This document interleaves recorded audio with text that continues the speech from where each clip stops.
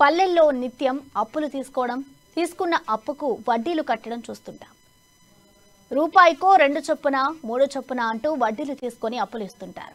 అయితే వడ్డీ లెక్కల గురించి సరిగ్గా తెలియక ఎక్కువ వడ్డీలకు అప్పులు తీసుకుంటూ ఇబ్బందులు పడుతున్న వాళ్ళ కోసం ఓ కుర్రాడు వడ్డీ లెక్కల యాప్ తయారు చేశాడు. జగిత్యాల జిల్లా మెట్పల్లి మండలం వెల్లుల్లా గ్రామానికి చెందిన నల్లా నరేష్ హైదరాబాద్లో సాఫ్ట్వేర్ ఇంజనీరుగా పనిచేస్తున్నాడు.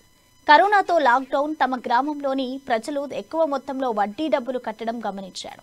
దాంతో గ్రామ ప్రజల కోసం ఏదైనా చేయాలని ఆలోచించిన నరేష్ వడ్డీ యాప్ను రూపొందించాడు.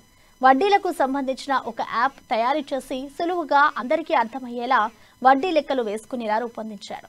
వడ్డీలకు చక్రవడ్డీ, బారు వడ్డీ, భూచక్ర వడ్డీ అంటూ కొందరు వ్యాపారులు అమాయక ప్రజల నుండి మోసపోకుండా నరేష్ చేసిన ఈ మొబైల్ యాప్ అందరికీ ఉపయోగపడుతుంది.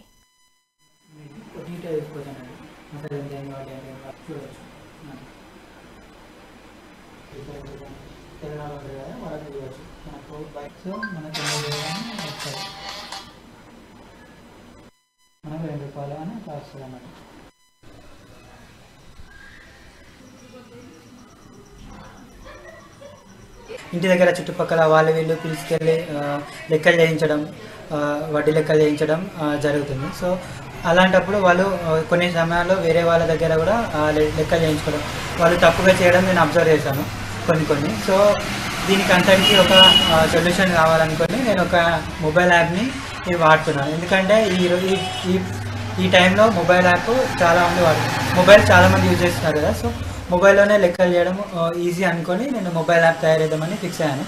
సో మొబైల్ యాప్ చేశాను, అది మా గ్రామస్తులకి పంపించాను. సో అది అందరికీ నచ్చింది. తయారు చేసిన 10-20 రోజులకే మా ఫ్రెండ్స్ వాళ్ళ ఫ్రెండ్స్కి పంపించడం వల్ల చాలా ఎక్కువ మంది డౌన్లోడ్ చేసుకున్నారు. ఇప్పటివరకు 12,000 మంది డౌన్లోడ్ చేసుకున్నారు. మంచి రివ్యూస్, మంచి రేటింగ్స్ వస్తున్నాయి. ప్లేస్టోర్లో ఇప్పుడు అవైలబుల్లో ఉంది. వడ్డీ ఇంట్రెస్ట్ క్యాలిక్యులేటర్ యాప్ ఇది ప్లేస్టోర్లో అవైలబుల్లో ఉంది.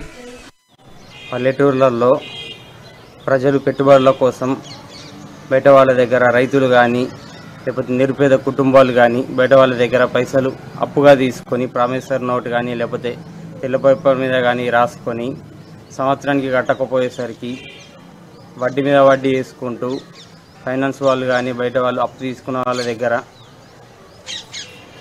ఇబ్బంది పెడుతున్నారు. 2,000 ఎక్కువైతాయి, 3,000 ఎక్కువైతాయి అనుకుంటా ఇది చేస్తున్నారు. మరియు బయట ఫైనాన్స్ వాళ్ళు ఇప్పుడు రోజు వడ్డీ కట్టే వాళ్ళ దగ్గర ఇప్పుడు 10,000 తీసుకుంటే 1,000 రూపాయలు కట్ చేసుకొని 9,000 రూపాయలు ఇవ్వడం వల్ల అట్లా 1,000 రూపాయలు లాస్ అవుతుంది. మళ్ళీ రోజు కట్టకపోవడం వల్ల రోజుకి ఇప్పుడు 100 రూపాయలు కట్టేది ఉంటే మళ్ళీ ఇప్పుడు 100 రూపాయలు కట్టకపోయేసరికి మళ్ళీ రోజుకు 125 రూపాయల చొప్పున తీసుకుంటున్నారు. దీనికి గవర్నమెంట్ చర్యలు తీసుకోవాలని కోరుకుంటున్నాను. అమాయక ప్రజలకు, రైతులకు, నిరుపేద కుటుంబాలకు అందరికీ